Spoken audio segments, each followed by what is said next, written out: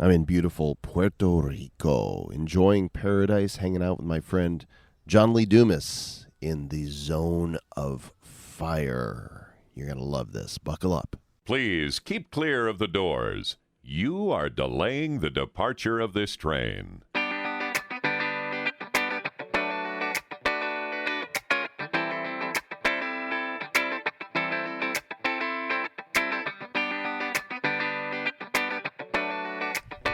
This is an amazing place. This is the dream. You are actually living the thing that people, say, pinch me. I must be dreaming. This is it. Casa del Dumas here in Puerto Rico. Do you pinch yourself? It's one of those things where I definitely do not take for granted the fact that I'm in Puerto Rico, the house of my dreams, the girl of my dreams, the business of my dreams. You're just saying it because she's standing over there. Right there. But it doesn't mean it's not true. Right. And I got the tour of the house, which there's a video, and I'll link to it in the show notes. At eofire.com/crib. Crib. Okay. Crib, of course it is the crib. And it's amazing. And the views here, for those of you just listening to the podcast, then you'll want to check out some of the video. I know I'm not even facing the camera. I'm just looking behind me at Puerto Rico, at the island. It's lush. You've got mountains. You've got blue skies. You've got the water. You've got these beautiful homes. Crashing waves. But they're far enough away where the crashing waves will not disturb you unless it was a hurricane. And I was supposed to be here a couple of years ago for New Year's Eve. Oh, that's right. And the hurricane happened. Yeah. So tell me about that whole experience. So myself and Kate moved to Puerto Rico knowing that hurricanes happened. We realized that the Caribbean hurricanes happen, Southeast happens in Florida, etc. But we didn't expect a once-in-a-century Category 5 hurricane to blow through our community right here behind us, Palmas del Mar. And so Kate was actually out in San Diego visiting family.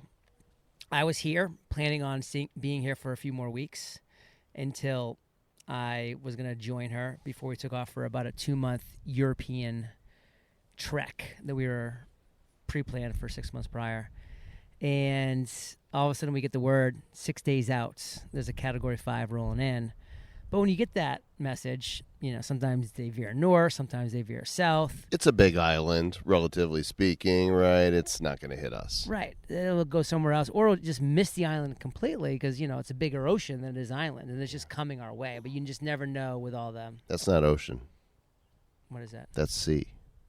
What's the difference? That's the Caribbean Sea. Okay. Right? It's not Caribbean Ocean. Oceans are bigger bodies of water. This is the island of Puerto Rico. This is right? Puerto It's an Rico. island. Yeah. Yeah, that's the Caribbean Sea. Okay, cool. Noted. All right, go on. So...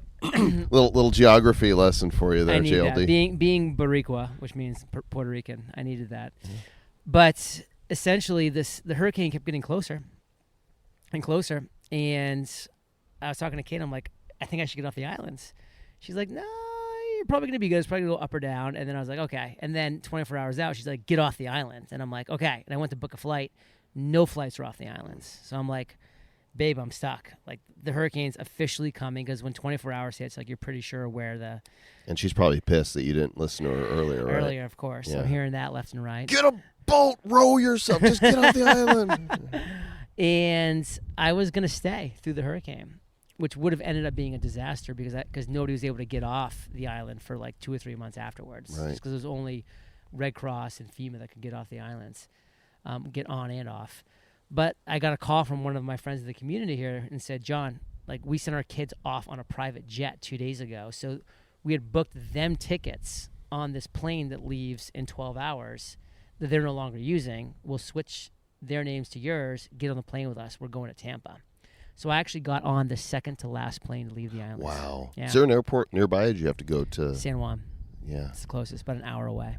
So when that was happening, you knew it was getting ready to hit. What was the weather like here? We were still 12 hours out, so there was really it was like this. It was It was still perfect. too far away. Didn't seem real. Didn't seem like it was happening, because that's the thing is like you could kind of feel that something ominous was coming, like just because you knew it was, but the weather itself was nothing. And I was the second last plane to take off, and then I remember going to sleep that night in Tampa, knowing that when I woke up, Puerto Rico, the islands, was going to be completely changed, and it was.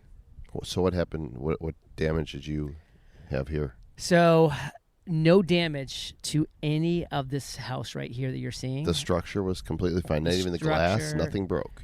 What broke was the upper left-hand side here where I'm pointing. That's guest suite that I took you up into earlier today.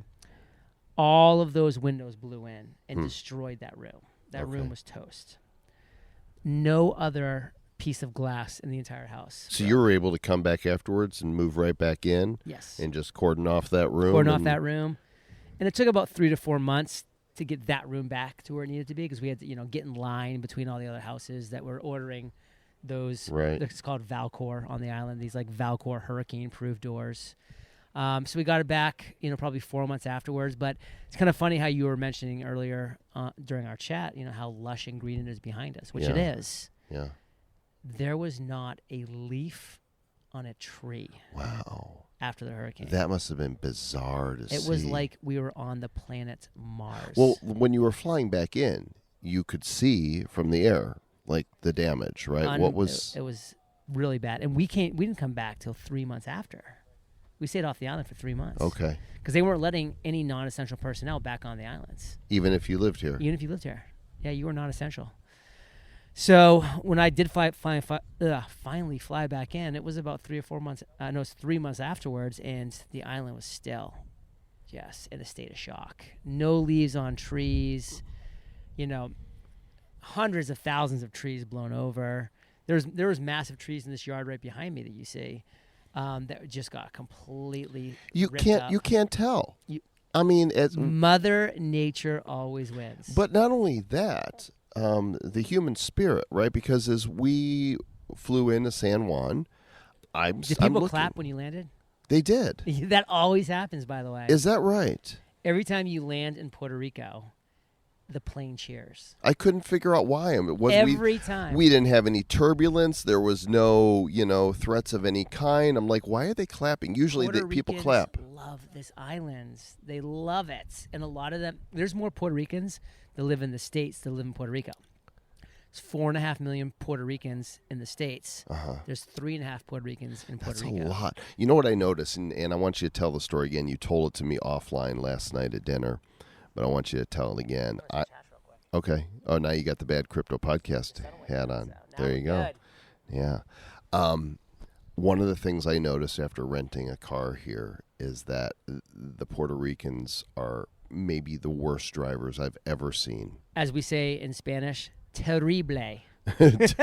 Oh my gosh. They drive slow in the left lane. They stop dead sometimes on a highway. They weave back and forth between the lanes. And it's less of a weave, by the way. We call it the Puerto Rico drift. Because the weave is kind of intentional. Yeah. The drift is just like the person's driving, and then all of a sudden they're just like, do. Yeah. And it's like, don't you see that line that you're crossing? They don't see the line. I have never seen, and I've been around the world. Yeah. I've never seen such horrible drivers. But it's worse in India, but it's I believe that. It's so bad here. But you shared an interesting reason that they drive in the left lane, which it helps enlighten, and actually I'm more understanding now. Because before, I would drive past like a 70 or 80-year-old Puerto Rican man or woman who were like, 10 and 2, driving 50 miles an hour in a 70-mile-an-hour. And did you glare? Did you look at them? I'd glare at them, Yeah. and they're in the left-hand lane. I'd glare at them. I'd be like, how can you possibly be doing this? You're so clueless. Then I heard the story that you just prefaced, which is... And it's a true story. This is verifiable. Okay. Back in the 70s and the 80s and the 90s, the infrastructure is still pretty bad in Puerto Rico, but it was terrible back then. Government's corrupt. They're not spending money on the infrastructure to keep up the roads. So they used to only pave the left-hand lane on the major highways, so the middle and the right lane were full of potholes and cracks, and it was terrible. So... Terrible. Muy terrible, which means very terrible. And so and the Puerto Ricans, most of them, like most people, have to be pretty careful with one of their most expensive, one of their most valuable assets, which is their car, and they just couldn't afford breaking a hubcap or denting a fender or, an axle of any kind. So everybody only drove in the left lanes because that was the only lane that was guaranteed to not have. So it's the safe lane. These potholes. It's a safe lane. It's for your safe car. space. So now these elderly Puerto Ricans, who, if they probably looked, could see that the middle and right-hand lane now are actually pretty legit. They just can't. It's tradition. They can't get over it. I'm more forgiving of it now. I understand. Me too. Now I wave at them.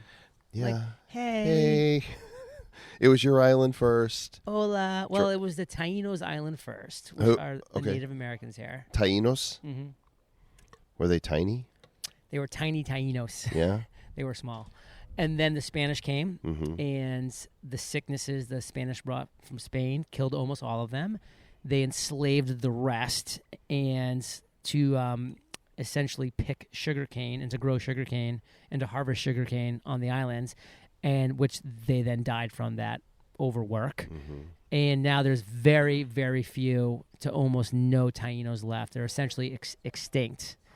And unfortunately, that's just the reality. And so now the majority of Puerto Ricans have a very, very strong colonial Spain influence. And the most people you see here are coastal, right? That's where the greatest population is. But people do live up. There's rural communities up in the mountains, right? Yeah. In the center In fact, of the island. You can just look, and you can see little communities up in these hills. It's a little hazy today, but And they're self-sustaining. They probably, just like you, kind of stay in your little bubble here. They have their own bubble. They have their garden in front of them. They have little rivers that come down from the mountain because El Yunque there is a rainforest. Yeah. So right El now Yunque. it's getting rain. El Yunque. Yeah. We didn't make it in there, but I'm going to come back. You should come back. Well, you're coming back in November. You're going to maybe try out Puerto Rico for 6 months to a year. I don't know. Who knows? Anything's possible. It's freaking todo es beautiful. posible. That's how you would say it in So Puerto Rico. I was in Panama and Colombia over just after Christmas through New Year's. Medellin. Yeah, Medellin. And I figured, I should start Duolingo, right, and start learning some Espanol. So, yo soy un hombre. I think you should stop doing Duolingo, and instead, if you're really serious about it, $150 a month, you get unlimited access to what's called base lang, BASLANG for base language, and you get unlimited one-on-one conversational time with an actual Spanish-speaking person. So, forget about, white is blanco. Have a actual conversation with the Spanish person. Because then you've got dialect, and you've got, people talk faster when they speak Much faster. their There's language. Slang, and there's this and there's that. So you just gotta talk. The Duolingo is not gonna get you anywhere. But you haven't learned it yet? Nope. And you've been here 3 years? Almost 4 years. 4 years. Almost 4 years. What- It'll be 4 in May. Here's what's really interesting to me is when you came here, there wasn't really a community, right? How do you do this? You didn't know anybody here. We knew nobody. And so we had this dinner last night. Our friend Davin Michaels was there, and he introduced some other people that are in the community. And turns out you started something. Yeah. You want to be starting something. You did. Everybody starting something. You didn't know what to do when you got here. JLD starting something. You're always starting something. And then people start showing up, and talk about what you did. So when Kate and I actually moved to Puerto Rico, we didn't know a soul on the islands. We had no perception about what we were going to get into. And so we actually moved to the West Coast for the first 2 months that we were here.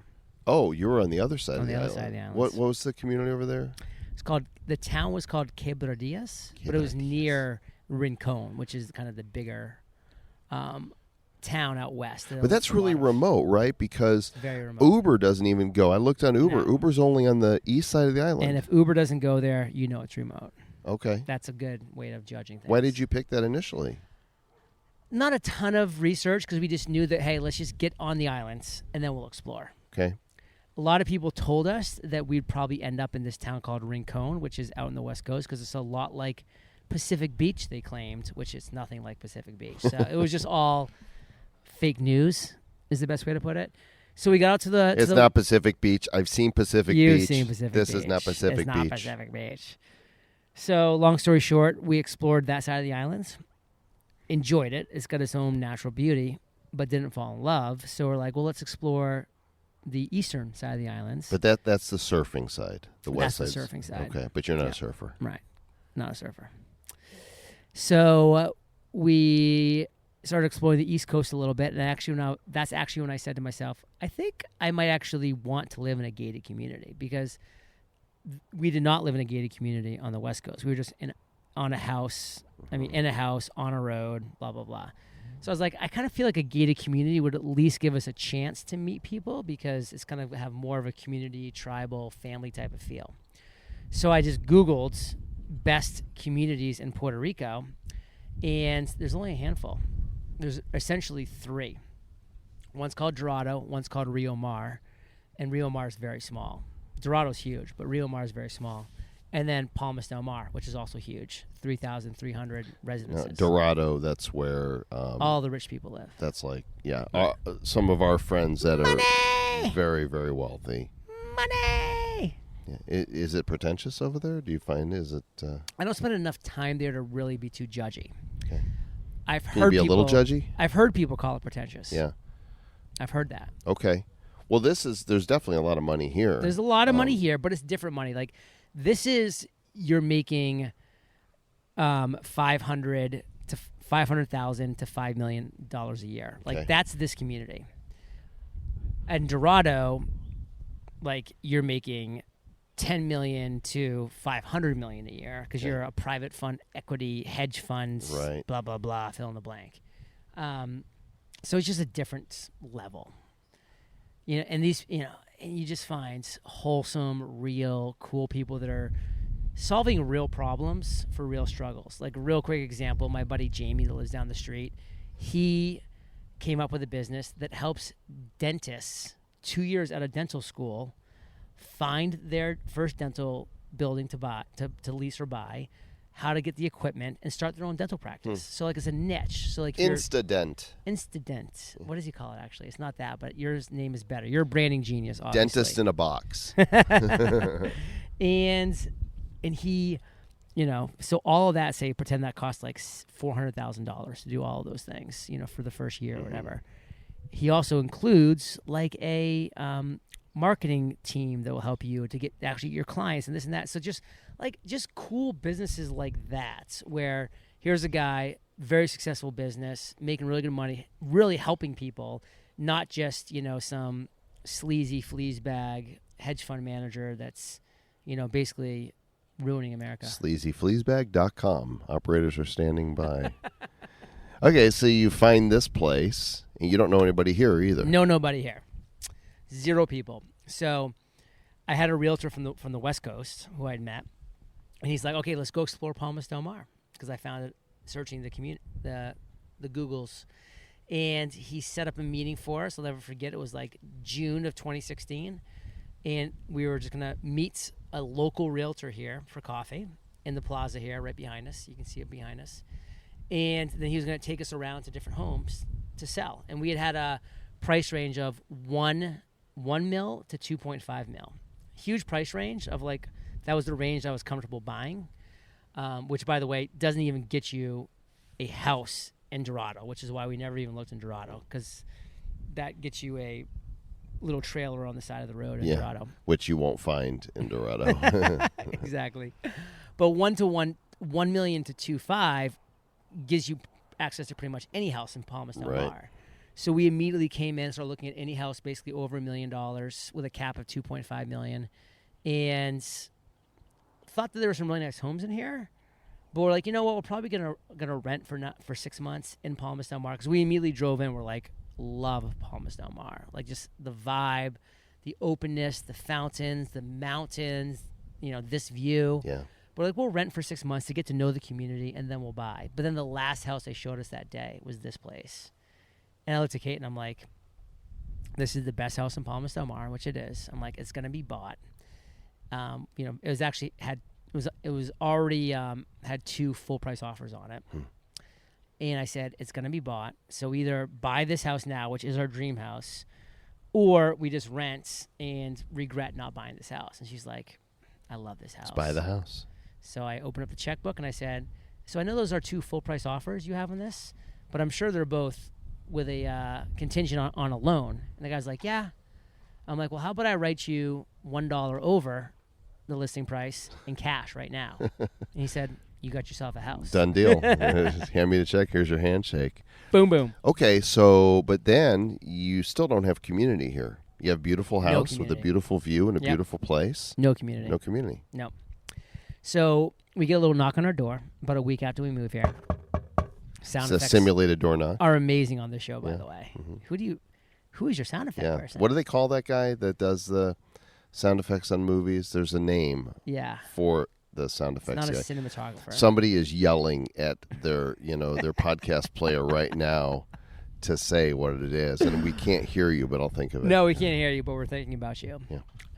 But now we're back. Yeah, to Puerto Rico. tone it down. It's So knock on the door, and I open it up, and it's this adorable Foley artist. It's a Foley artist. Okay, that's cool. Yeah, Way now to you get there. know. Way to get there. Open the door, and there's an adorable 85-year-old woman standing there, and she goes like, "Hello, my neighbors." She's like, "I see you guys just moved in here. We live right down the street. We're your neighbors." And I looked at her. I was like, "Oh, you're so sweet." And she's like, "Come up and have a cocktail hour with us," which we did. And it was her and her 85-year-old husband. And Kate and I looked at ourselves and we're like, okay, we've officially moved into a retirement home community. And we got friends. These are our best friends. Yeah. These 2 85-year-old people, which, spoiler alert, that was 4 years ago. Yeah. They're both still alive. And they're both still our neighbors. And they're both still our friends. Yeah. Then, a week after that, they invited us up for a Thanksgiving dinner. And at that Thanksgiving dinner, we meet a couple who are both 65 years old. Okay, you just jumped a Kate and I are just generation. like, whoa, these are awesome people. Which, by the way, they're amazing people. Spoiler alert: 4 years later, we've taken vacations with them. I consider them family. They're amazing people.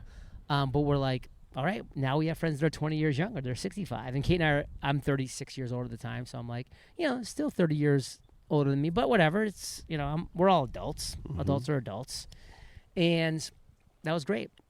But then,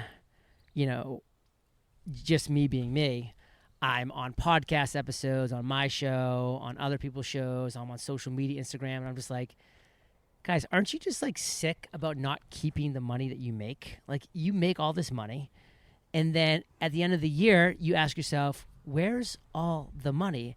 And by the way, when I'm speaking this out loud, I was that person for 4 years who made multiple millions of dollars a year. And then at the end, after I wrote my tax bill, after I wrote my check to the U.S. government, looked at my bank account and was like, where's all my money? Yeah, you wrote some big-ass checks. Like, there's money there, but where's all the money? And I'm like, well, by the way, when I moved to Puerto Rico, all that went away, and 4% tax, no state, no federal, only 4% tax. I gave myself a 47% tax raise moving from California to Puerto Rico overnight.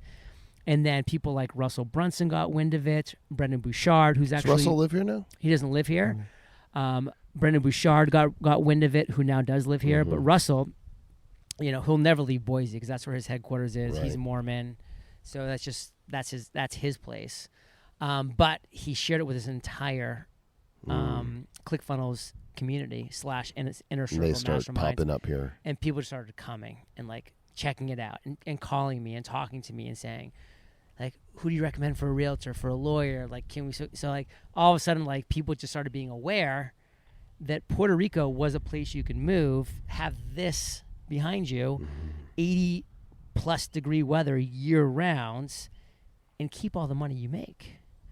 And from that day of getting a knock on the door from 2 85-year-olds, adorable individuals that are still our friends, to today, we have over 200 people that I could literally just go to my phone and just search the word Palmas, because I name everybody. Like, when you move to Palmas, your name will become Joel Calm Palmas, because I wanted to just be able to search for Palmas and be able to see everybody that's here. You're sure I'm moving, huh? It's going to happen.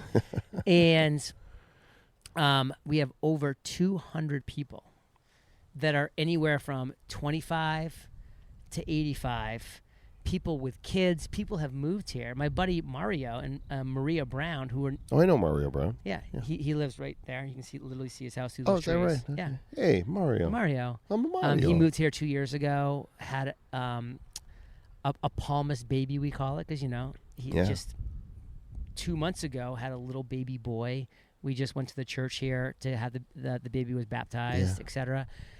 So people are moving here with kids. They're starting families. They already have families. Right, through this tree right here is Palmas Academy, which is a K through 12 academy where you send your kids to school. But a lot of people choose to homeschool because they travel a lot. So it's just become this amazing destination of awesome people. Wow. This is the house that EO Fire built. It is.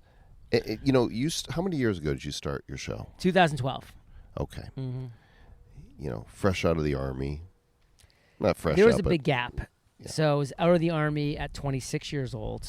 And then from 26 to 32, which is when I launched EO Fire at 32, I call it my 6 years of struggle. Mm-hmm. Law school, dropout, corporate finance, quit, commercial and residential real estate, failure. So all that happens after the Army. It's like you said, nobody gets there in a straight line. No, my line was not straight. Yeah. But I wonder, somebody looking at this now, it's easy to look at people who have made it. Oh, well, it's easy for them. They've made it. Your story was a long, winding road. You think for podcasters now, can somebody really accomplish this, or has it gotten too crowded? I'm going to be honest with you, and I'm not just doing this because we're talking now. Yeah. If they go the Joel Calm routes, if they try to go the Entrepreneurs on Fire routes, they will not. Mm-hmm. Because just a show interviewing entrepreneurs about their latest tips, tools, and tactics, there's too many great shows that are already there. Pat Flynn, Smart Passive Income, JLD, Entrepreneurs on Fire, Lewis House, School of Greatness, Amy Porterfield, Online Marketing School. You're not going to supplant these shows that have been here for years and years. You didn't supplant anybody at the time. Nobody you just there. created I created the niche. first ever daily podcast interviewing entrepreneurs. And Joel, I did it for 2,000 days in a row. But then here comes Joel Calm, which is what I recommend to anybody now that's thinking about the podcasting niche. And they said, hey, what's an up and coming area that people are curious about, clueless about, excited about, scared about, any of those things? And let me create a podcast on that topic. So when you came in and just created Bad Crypto, that show built almost, and I remember going back and forth with you early on because you're like, John, I'm really getting traction quick and early. Mm-hmm. Why? Because people were going to the podcast store and they weren't searching entrepreneur interviews and getting 300 results. They were searching crypto or Bitcoin or Ethereum, and your show was coming up. And you've been consistent 3 days a week, for over 400 episodes. That's the winning strategy. So what is the unique concept, the unique niche, the unique industry, the unique solution that your podcast is going to provide to a real struggle? So the world doesn't need another fill-in-the-blank nation? Is that what you're saying? Doesn't need another blank on fire, no. Yeah, I mean, it's been... what do they say? That imitation is the sincerest form of flattery. Yeah.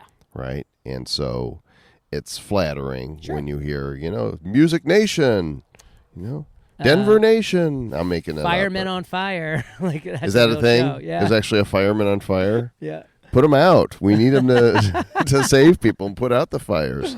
It's true. So don't do what everybody else is doing is what I basically hear you saying. It's true. And you didn't start out doing it. You found a void. Yeah. You're like, this is. I found what I wanted. You were curious. I wanted what did I want? I was a person that was driving to work every day, that was hitting the gym 3 or 4 or 5 days a week, and was always looking to go to Automobile University or Earbud University, where I was able to do those things I had to do, like commute, and do those things that I wanted to do, like work out. But at the same time, Why can't I be learning something interesting or new or fun that it could better my life?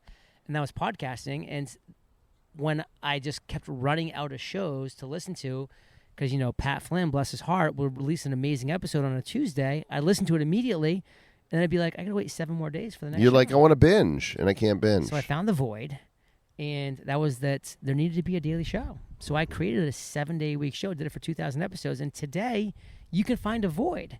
Like, you were curious about crypto. You had questions. That was wanted it. to talk to people. It wasn't, I didn't go looking for a podcast. Right. The podcast found me. Is that your cat, or is that just a stray kitty? That's not my cat. That's just a cat. It does make me feel going better. in your house. It's literally walking into your open door. Hey, kitty, kitty. No, that's... Hey, Neil, tell Hector to get the cat out of my house. I just walked in the opening sliding door. Hector, get the cat out of the house. A cat just walked in. You never know what's going to happen on a Joe Combs This show. is unedited too. You know, there's no All the editing. better. There's no editing on this. Cat's gone. Gato, Hector. Gato.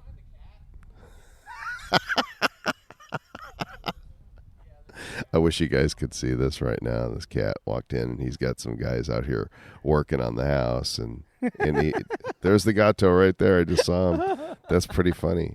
Oh, here it comes. Oh, Hector. Good job. Hector for the win. Way to go, Hector. Yay, Hector. It's unfortunate those of you listening to the show didn't get the visual to go with it, because That's why you need multiple camera angles. right, it really was pretty. We'll get some of the security cam. We'll update it. There you go. It was pretty exciting. Where was I? Yeah, the workmen here are Oh, taking actually, care- they might get to see the cat. the kitty's coming kitty's over here. coming. Hi, kitty. Do you want to come interview with me and JLD?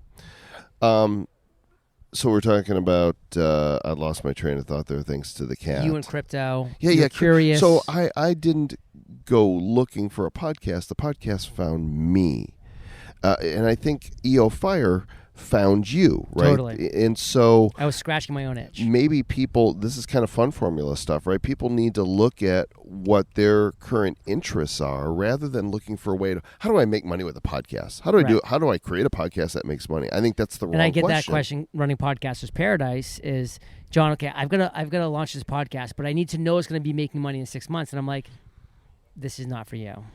A podcast is something that you've got to be curious about. You got to have passion for it. You've got to have excitement when you get on the microphone, and you got to have patience. Like, my podcast took 13 months. That was before my I made next $1. question. You just read my mind. Yeah, so 13 months before you made $1. Before I made $1. And how long before it was a business, a profitable business? By the way, for those of you watching the video, there's the cat. Oh, The I bet they can see the gato right now. finally found its way on camera. It's a cute like, gato. this is my cameo, my kitty cameo. Don't fall in the pool. There we go, kitty, kitty. It's got a collar on it, so it's clearly somebody's kitty. So how long before it turned into, wow, this is money. This is now my career. Yeah, I'd say the month 16 post launching the show. Okay. Yep. You never saw it coming, did you? Not to this level. If you had told me in 2012, John, you were going to launch a podcast, and in the second year you're going to launch a podcast, you'll be making $150,000 a year for the next 8 years, I would have said, I take that deal. Right. It would have been the dream. And that's nothing compared to what it's done. It's been making $150,000 a month. Yeah. For 77 months in a row. And I've had $500,000 months. I've had $600,000 months. But, I've never had less than $100,000 net. And we're talking, I only work in net profit, by the way. I've never had less than I want to see if I can pick the cat up for you. Oh, I've never had less than a six-figure $100,000 net profit month since I launched the podcast, starting at that month 16th point. That's amazing. For the last 77 months. And everything, it's all been gravy. But again, going back, I would have taken that deal for $150K a year. Right. Because I'm like, I'm launching a podcast that I'm talking to people that I'm excited about and excited to chat with. Tim Ferriss, Gary Vaynerchuk, Joe Comm, you fill in the blank.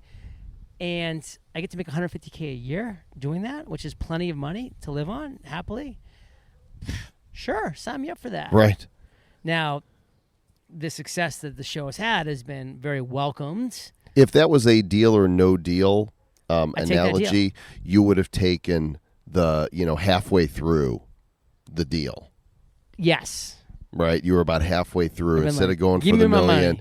you would have been like, sir, you have just, there's 100,000. And Give you're it to like, I'm done. Yeah. If you could have told me, John, you're guaranteed $150K a year, but you'll never be able to make more than that, but you'll never make less than that. Deal. And you'll be paying about 45 to 50,000 of that in taxes. I'd probably still be living in Maine or San Diego. Who knows? One of the two. And living a great life. I'm glad you said no deal. No deal. No deal. And now Joel gets to enjoy Puerto Rico's finest weather. All right, so now what do you do? I mean, it's it's kind of like Super Bowl, right? You won the Super Bowl. What are you going to do now, Patrick Mahomes? I'm going to Disney World. Going to Disney. All right, well, you've done that. Yeah. What do you want to do with your life? I'm not going to say the rest of your life because that's constantly changing and morphing. Well, that's where ayahuasca comes in. Yeah. It's gonna help. You're going to do it. I've actually decided not to do it this round. Okay. And for people that are listening, I actually had the opportunity this coming Saturday, so 6 days from now, to join a couple friends at my neighbor's house, which is right behind me, to do an ayahuasca ceremony with like a shaman who's been used and trusted. And it's just not the right time for me to do it, so I'm not going to do it this round. But I see myself maybe in the next 6 months to a year potentially exploring some ayahuasca. See, I never did it, but I did enough exploration in college that. Yeah, I've done zero. Yeah. Well, it'll definitely be an experience. I'm a virgin on those type of hallucinogenics. You never even smoked weed? I have smoked weed on like a really light level. I mean, this isn't the Rogan show, right. Yeah. Pass a blunt, Joel. Blunt me up. Mr. Musk, and I can't help you with that one. That went viral. So. But there's got to be some things that are super interesting to you when you look at your world now. And, I immediately go to this ability to build community. Yep. There's something there for you that is organic in what you've already done that I think can be attributed to others. Have you thought about that? I have. And we've done some really cool things. Like I was chatting with you guys pretty recently in the pool about having a 45-person mastermind here for 3 days. And it was just about an hour ago, very recently. Yeah. Having those individuals down here and really being able to impact their lives on a intimate level in such a short period of time and seeing what they've kind of left with knowledge-wise and motivation-wise and already gone and accomplished has been really cool and exciting. We've thrown even smaller masterminds here, 6 to 7 people. I call Puerto Palooza. And it's a 3-day event in my house here. And that's an absolute blast. So crank up the speakers and crank the up music the speakers, on here. crank Pour up the tequila. Speakers. Yeah, I got the speakers all around. Bring in some. I bring a jazz band in and they play some jazz over there. It's really cool. Nice. Yeah, it's nice. But on a bigger scale, this community building thing. Look, the reason you got into EO Fire is because you're like, there's not a show, and I want that show. So since it's not there, I'm going to create it. What's missing, as you observe, the culture you're in here, that you feel like I'm equipped to fill that need? One thing that I feel like is missing is you go to 99% of conferences and you've got great motivational speakers that are up there. And then you've got great speakers that are talking about their area of expertise. And then you've got everybody in the audience. They leave all fired up because the motivational speakers are amazing and they do their work and they motivate you. And then you've gotten all these pages of notes from all these different areas like, the best strategies for Instagram. Oh, the best strategies if you want to grow your podcast. Oh, your best strategies if you want to do Facebook ads. And then you get home and you're like, overwhelmed. What do I even do with all this motivation that's already wearing off? Because motivation will wear off. And all this information that's great information, but it's all over the place. And so what I think is missing is the community that brings you in from wherever you're at and will grow with you every step of the way. It's there for you to, what I like to call, like we're doing a 5-day challenge coming up starting February 19th. And this is just a microcosm of kind of what I'm thinking. But this 5-day challenge is called Think Like an Expert. And in 5 days, the whole concept of the challenge, which people are paying $37 to be a part of, is come in and we're going to help you identify your area of expertise and craft your irresistible offer. So in 5 days, people are going to walk away from that 5-day challenge knowing the area of expertise that they should be focusing on, because they have curiosity, they have passion, they have excitement for it, and they also have value and knowledge and skills to give to the world in that. So it's that zone of fire, I call, in the middle, overlapping your passions with your skills, overlapping your excitement with your knowledge to give that zone of fire. And then from that, okay, now I can identify my ideal client that's having a real struggle that I can provide a solution to. And here's how I craft an irresistible offer for that struggle that is the solution. In 5 days, we're going to give people that. And that's going to be an amazing gift for them, because now they're actually going to have a North Star. But that's just 5 days. That's why it's a microcosm. I want to give so much more, where I'm actually giving people an opportunity to start there, which is coming up with their big idea, coming up with their area of expertise, crafting that irresistible offer, because there is now what's next? Well, now you've got to learn how to build an audience of meaningful people that need that irresistible offer. Can you systematize that from the early part of it, where you're helping people find that thing, or does it need to be more, personal, one-on-one in a small group setting? I don't think it needs to be one-on-one, because that's just not practical. But I think that's what your therapist is for. Mm-hmm. I think it could be on a 1 to few, and by few I mean 10 to 50. Like that range, I think, is a range that kind of works. And I was just in Arizona at Dean Graciosi's mastermind for, the top 20 affiliates for Tony Robbins' last year's launch. And Billie Jean got up and he gave a talk about what's crushing it for him. And 1-to-1 is too time intensive, too much bandwidth. 1 to as many people as possible via like a live webinar and a live class, it's just too impersonal. Mm-hmm. And it's just not converting at all to what it was back in the day. But what's killing it for him, which makes a lot of sense to me and to the conversation that we're having right now, is 1 to few. And small group in what he calls, which I love, a demo type format, where he's like, all right, you're going to pay $50, and that $50 is going to entitle you one of 11 seats at this hour-long demo. So you're going to actually show that you're a legitimate person that wants this value, so you're going to actually not be wasting their time. So $50, 11 people, 1 hour demo from one of his sales guys, and then his sales guys will have those 11 people introduce themselves, because now there's time. There's enough time for 11 people to say, hey, my name is Joe Com, and I've done this over the years. I'm a New York Times bestselling author, blah, blah, blah. Nice to meet everybody. Boom. So now you connect with the 11 people very quickly, and then you get a great demo from one individual who knows what they're talking about to just the 10 or 11 people that are there. Then there's enough time afterwards for Q&A from every single person, and then you make your upsell offer, which could be, for him, it's a $25,000 year-long, marketing agency package that he sells. And his conversions on there have gone from anywhere from obviously 0 to 11. Like he's sold 11 out of 11 before on those demo calls, but he's averaging between 2 and 4 sales every one of those demo calls.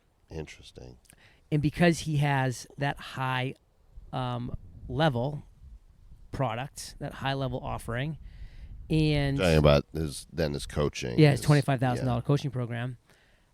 He's able to, make that work on the 1 to few. Mm-hmm.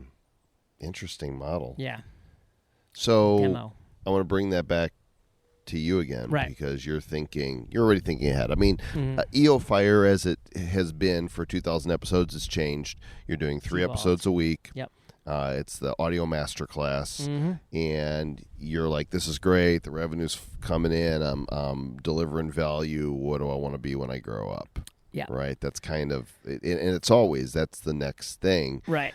because nobody wants to think, no matter how much money we've made, that our greatest work is done. Especially since I'm living till I'm 150. Right. I have a lot of time left, so I got to figure stuff out. You got to figure some things out. So, is there a big dream in all this?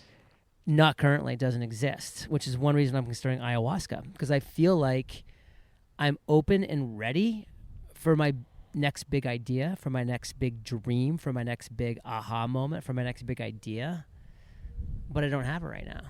Well, just play devil's advocate for you here. It didn't take ayahuasca to get you your last dream. It didn't. Or It did not. for you to create the Mastery Journal, right? The Freedom Journal. Yeah, which are all good things. I wouldn't really consider them big. Like Entrepreneurs on Fire was a big idea. Yeah. And if I'm really being honest, that's But really been my only big was idea. it really, when you think about it, right? I'm going to interview entrepreneurs. Yeah. Was it a big idea, or was it just a small idea that caught fire? Probably the latter. Right? And it's because nobody else was doing it. And I think that's the thing. People are always looking for the big idea. Guess what? Your small idea might be that thing that takes off. I mean, See, this is why you're Joe Kahn. I created an app that farts. Right. Right? That is not a big idea. That is a small and a small-minded idea. Yeah. But because it was first to the market with a little bit of, marketing behind it and messaging, turned into a big thing. And maybe, I don't know, maybe positioning it that way takes a little of the weight off people's shoulders, that because this notion, I got to come up with a big idea. I almost did a hallucinogenic. You saved my life, man. Seriously.